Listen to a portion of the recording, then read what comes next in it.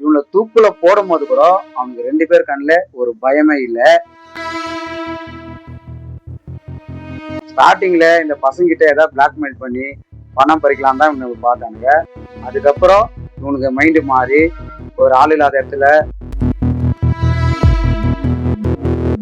ரொம்ப நேரம் ஆகியும் பசங்க வீட்டுக்கு வரலன்னு மேஜர் சோப்ரா முதல்ல ரேடியோ ஸ்டேஷன்ல போய் விசாரிக்கிறாரு. பசங்க அந்த நிகழ்ச்சிக்கு கலந்துக்க இந்த உண்மை சம்பவத்தை தழுவி சமீபத்துல ஒரு வெப் சீரிஸே வந்திருக்கு. ஆனா ரங்காக்கு வந்து தூக்குலம் போட்டு கூட அவன் மூச்சு ஈர்த்து போனால அவனுக்கு உயிர் இருந்திருக்குது.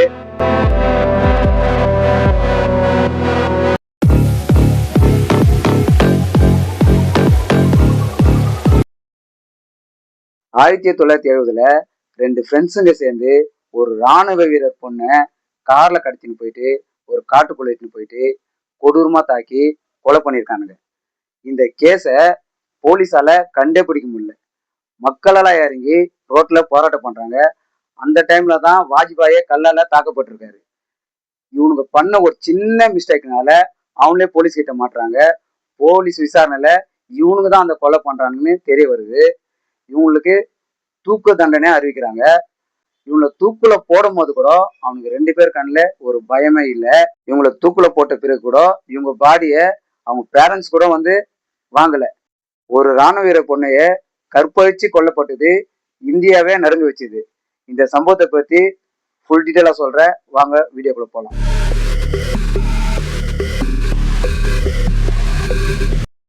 இந்தியாவோட தலைநகரமான டெல்லியில தான் மேஜர் சோப்ரா இருக்கிறாரு மிலிட்ரி குவார்டர்ஸ்ல.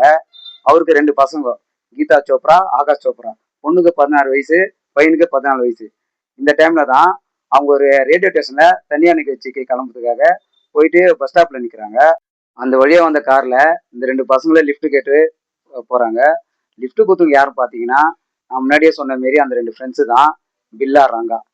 இல்ல பில்லா ரங்கா வந்து ரொம்ப அதிரடியானவன், ரொம்ப ஜாலியானவன்.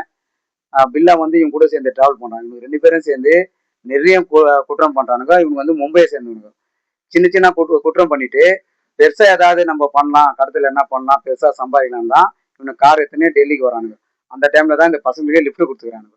லிஃப்ட் கொடுத்து ஸ்டார்டிங்ல இந்த பசங்க கிட்ட ஏதாவது பிளாக்மெயில் பண்ணி பணம் பறிக்கலாம் தான் இவங்க பார்த்தானுங்க. அதுக்கப்புறம் இவனுக்கு மைண்டு மாறி ஒரு ஆள் இல்லாத இடத்துல ஒரு காட்டுக்குள்ள கூட்டின்னு போயிட்டு முதல்ல அந்த பையனை ரொம்ப கொடூரமா தாக்கி அந்த 14 வயசு பையனை சாவடிக்கிறானுங்க. அதுக்கப்புறம் இந்த பொண்ணை ரேப் பண்ணி ரொம்ப கொடூரமா இந்த பொண்ணை கொலை பண்றானுங்க. ரொம்ப நேரம் ஆகியும் பசங்க வீட்டுக்கு வரலன்னு மேஜர் சோப்ரா முதல்ல ரேடியோ ஸ்டேஷன்ல போய் விசாரிக்கிறாரு. பசங்க அந்த நிகழ்ச்சிக்கு கலந்துக்கவே இல்லை, வரவே இல்லைன்னு ரேடியோ ஸ்டேஷன் சொல்றாங்க. அதுக்கப்புறம் எல்லா இடத்துலயும் தேடுறாங்க. கடைசியில போலீஸ் ஸ்டேஷன்ல போயிட்டு கம்ப்ளைண்ட் கொடுக்குறாங்க, பசங்க 2 பேரை காணுன்னு. அதுக்கப்புறம் தான் போலீஸார் வந்து விசாரணை பண்றாங்க. விசாரணை பண்ணியும் எந்த ஒரு எவிடன்ஸும் கிடைக்கவே இல்லை இந்த பசங்களை பத்தி. அந்த டைம்ல தான் வந்து இருக்கிற நாட்டு மக்களே இந்த இந்த கொலை வந்து கற்பழிப்பு கொலை வந்து நாட்டு மக்களே பெருசா பாதிப்பட்டு எல்லா இடத்துலயும் போராட்டம், மறியல். அப்புறம் அங்க இருக்கிற கேர்ள்ஸ் காலேஜ்ல எல்லாமே வந்து ரோட்ல இறங்கி மறியல் பண்ணிக்கிறாங்க. மக்களும் போராட்ட மறியல் பண்ணிக்கிறாங்க. அந்த டைம்ல அப்பத்திய பிரதமர் வந்து இந்த பசங்களை தான் ஃபர்ஸ்ட் டைம் இந்த பாதிக்கப்பட்ட வீட்டுல போயிட்டு நல்லா விசாரிச்சிருக்காரு. மக்கள் எல்லாம் ரோட்ல இறங்கி போராட்டம் பண்ணணும், போலீஸுக்கு அதிக ப்ரெஷர் ஆகுது, தீவிரமா விசாரிக்கிறாங்க. விசாரணையில அவங்களுக்கு ஒரு க்ளூ கிடைக்குது. இந்த க்ளூ வச்சு போலீஸ் காட்டுக்குள்ள போறாங்க. காட்டுக்குள்ள 2 டெட் பாடி கிடைக்குது. இந்த 2 டெட் பாடியை பார்த்துட்டு போலீஸ் வந்து மேஜர் சோப்ராக்கு தகவல் கொடுக்குறாங்க. அவரும் வந்து அவங்க பசங்க தான் கன்ஃபார்ம் பண்றாரு. இது உடனே வந்து போஸ்ட்மார்ட்டத்துக்கு அனுப்புறாங்க. போஸ்ட்மார்ட்டம் ரிப்போர்ட்ல அந்த பொண்ணு கற்பழிச்சு தான் கொல்லப்படுறதா அறிக்கை வருது. இந்த சம்பவத்தினால போலீஸ்க்கு முன்னாடி அதிக ப்ரெஷர் ஆகுது. போலீஸ் எங்க தேடியும் இவங்களை கண்டுபிடிக்க முடியல. இவனுங்க என்ன பண்றான்னா பில்லாறாங்க, இவங்க 2 பேரும் என்ன பண்றான்னு பாத்தீங்கன்னா டெல்லியில இருந்து மும்பை போறானுங்க. மும்பைல இருந்து மறுபடியும் ஆக்ரா போயிடறானுங்க.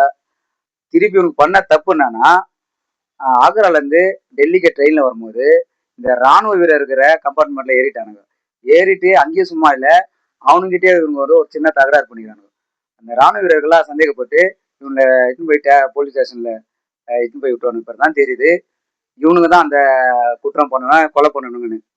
விசாரணையில பில்லா ரங்காக்கு மக்கள் எதிர்பார்த்த மாரி தூக்கு தண்டனை கொடுக்கப்பட்டது. இதை வந்து இந்த தூக்கு தண்டனை மக்களால ரொம்ப பெருசா கொண்டாடப்பட்டது. 1981 ஜனவரி 30 அவங்கள தூக்குல போற நாள் அன்னைக்கு.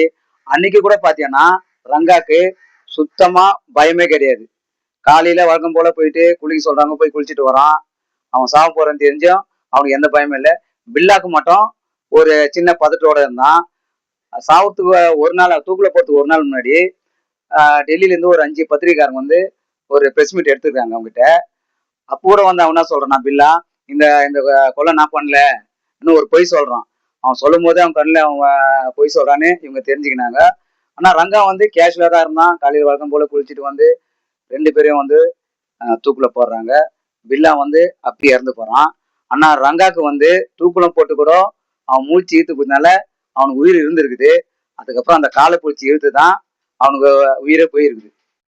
தூக்குல போட்ட பாடியை வாங்க பில்லா ரங்கா பேரண்ட்ஸ் கூட வரமாட்டேன்ட்டாங்க. வேற வழி இல்லாம தீகார் ஜெயில போலீஸே வந்து எரிச்சு சாம்பலாக்குனாங்க. 1970 அந்த காலகட்டத்துல ஒரு 50 வருஷம் நடந்த குற்றத்துல குற்றப்பட்டியல் எடுத்து பார்த்தா டாப் 5ல இந்த பில்லா ரங்கா இருப்பாங்கன்னு சொல்லப்படுது. இந்த உண்மை சம்பவத்தை தழுவி சமீபத்துல ஒரு வெப் சீரிஸே வந்திருக்கு. அதுக்கு அவார்டை கொடுத்துருக்காங்க. அது என்ன வெப் சீரிஸ் தெரிஞ்சிச்சுன்னா கமெண்ட் பாக்ஸ்ல கமெண்ட் பண்ணுங்க. அந்த காலத்துல இருந்து இன்ன வரைக்கும் சீரியல் கில்லர்கள் இருந்துதான் இருக்காங்க. பாலியல் வன்கொடுமைகள் நடந்துதான் இருக்குது. அன்னைக்கு மட்டும் அந்த கீதா சோப்ரா முன்ன பின்ன தெரியாதவங்கிட்ட லிஃப்ட் கேட்காம இருந்தா அப்படி ஒரு சம்பவம் நடந்து இருக்காது. எல்லாரையும் சொல்ல, அறிமுகம் இல்லாதவங்க கிட்ட பேசுறதும் முன்ன பின்ன தெரியாதவங்க கிட்ட லிஃப்ட் கேட்கறதும் இதுமாதிரி சின்ன சின்ன விஷயத்த தவிர்த்தோம்னா குற்றங்கள் குறையன்னு நம்புறோம். மறக்காம நம்ம சேனலை சப்ஸ்கிரைப் பண்ணுங்க. அப்போதான் நான் போற வீடியோ உங்களுக்கு நோட்டிபிகேஷனா வரும். இது மக்கள் குரல், மக்களின் குரல். நான் உங்கள் வினோத்.